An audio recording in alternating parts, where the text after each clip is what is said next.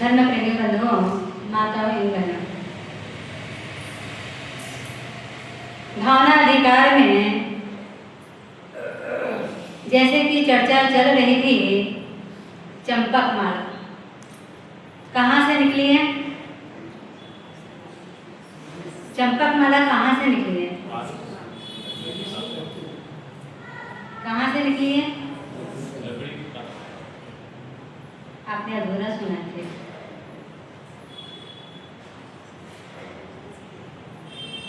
चंपक माला लकड़ी के काष्ठकें निकलने के बाद में अपनी बात बता रही है पूरी प्रजा के समक्ष। तो अपनी बात बताते बताते वो कहाँ तक पहुंची थी?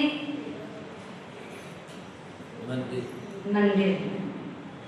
मंदिर में भगवान की सेवा पूजा अर्चना करने के बाद वो बाहर निकली है। और बाहर में कौन दिखाई दिया?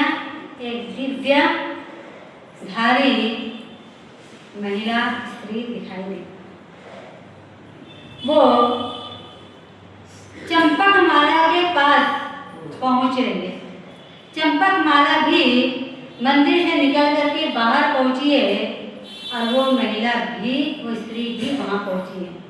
बोलते हैं पुण्य कर्म जब प्रकृष्ट होता है तो कोई भी व्यक्ति कितना भी हमको खतरे में डालने का काम कर दे, पर पुण्य कर्म साथ वहां पर भी दे देता है। यहाँ पर किसी दुष्ट व्यक्ति ने अपहरण करके चंपक माला को प्रताड़ित करने के लिए जंगल में छोड़ा, और जंगल में भी उनको ऋषभ देव भगवान की अधिष्ठायक देवी चक्केश्वरी देवी स्वयं वहां पहुंच जाती है। चक्केश्वरी देवी कहती है तुम्हारे पुण्य की बदौलत मैं तुम्हारे पास आई हूँ। तुम विपत्ति में भी भगवान की सेवा कर रहे हो, पूजा कर रहे हो, अर्चना कर रहे हो, भक्ति कर रहे हो।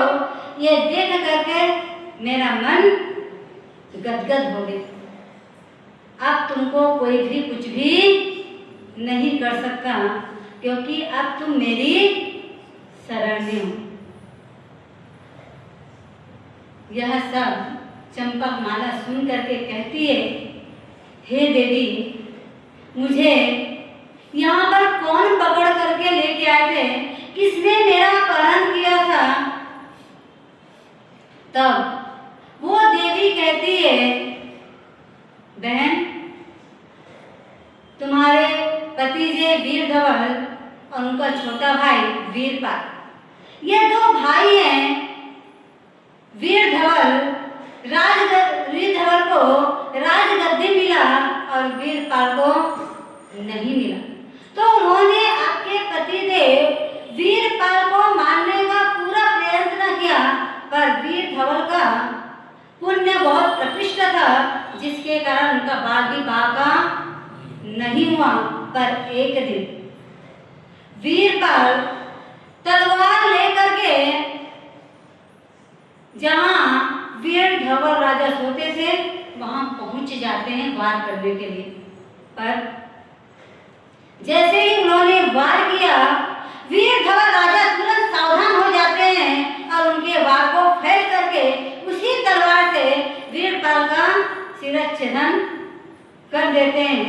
मृत्यु को प्राप्त करके वह वीरपाल, जो वीर धवल का छोटा भाई है, वो मेरे ही परिवार में एक महापराक्रमी राक्षस देव बना है। और उन्होंने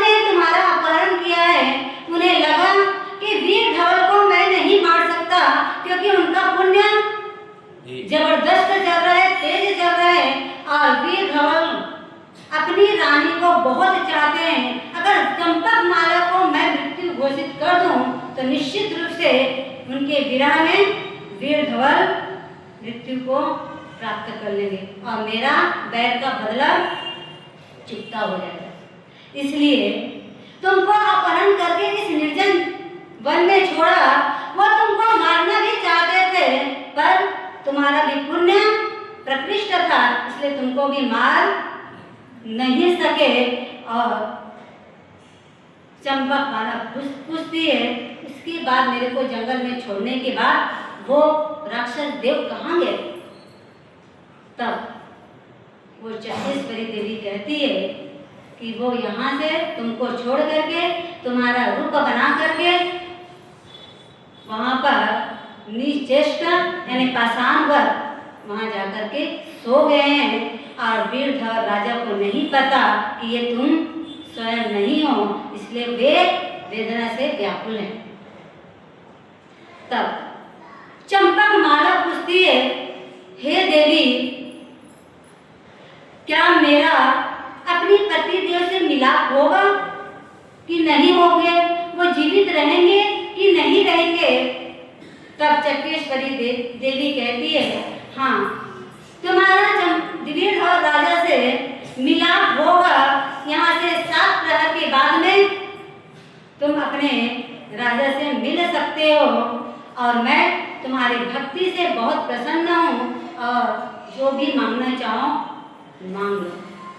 तब चंपक माला क्या मांगनी करती है और चक्रेश्वरी देवी क्या उनके जो वस्तु मांगते हैं क्या वो मांगने के लिए आशीर्वाद देती है कि नहीं देती है? इसका योग ज्ञानी भगवंतों ने देखा होगा, कहा जाए।